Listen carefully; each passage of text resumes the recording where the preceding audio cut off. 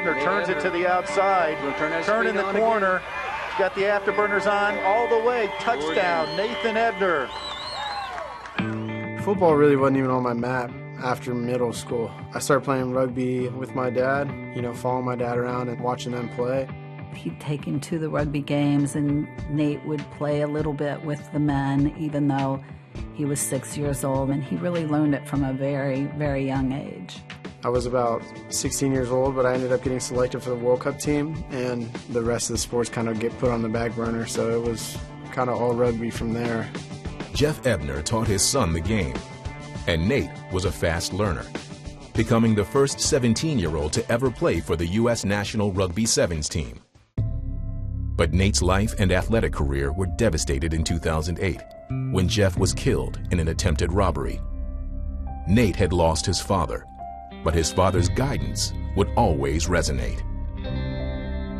The day before he passed away, we had a conversation. I kind of voiced my desires to him that I wanted to play in the NFL. He kind of told me, if you're going to do it all in. That's what I did. Obviously, he passed the next day, and I kind of took that message to heart. Those words drove Nate from Ohio State walk-on to winning a Super Bowl ring with New England in 2015. But there remained a void in his life, a missing connection to his father. He decided to take a risk, to step away from the Patriots and chase the rugby dream one more time. It was something I thought about almost daily, what it would be like to play in the Olympics and play rugby again. I thought about it long and hard and was willing to face the consequences. At some point, I had to speak with Coach, and for me, I just kind of wanted to be honest about where my heart was. Bill is outstanding in understanding the impact of something like this. It was such a unique opportunity. The entire organization was supportive of his efforts to do it. Buoyed by the Patriot support, he made the U.S. national team, the pinnacle of the game his father taught him as a kid.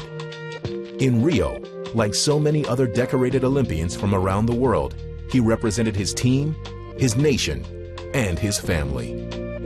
Being at that level at the Olympics and watching him play, and then when he scored his first try, I have to say I was probably the loudest screamer in the place. How cool was it to have a Patriot doing the ultimate in patriotism, representing his country and our flag and our way of life at the Olympics? We were down there for about 2 weeks and played in 6 games, and for me, as soon as the last game was over, I got on a plane the next day and headed back here straight into training camp.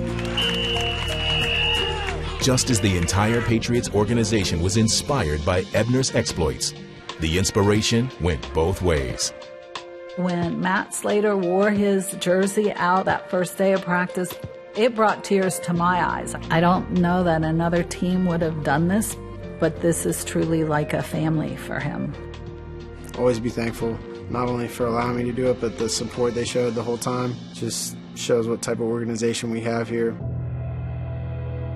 Ebner's two-sport path has taken him full circle, but through it all, one person has remained at the center.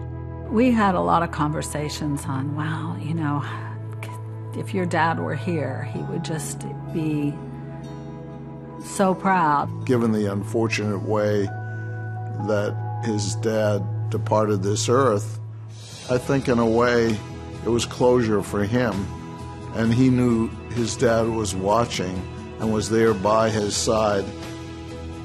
He's with me throughout everything I do, but there was something a little more meaningful with the whole rugby thing because of how much it meant to us and how big of a part of our lives it was together.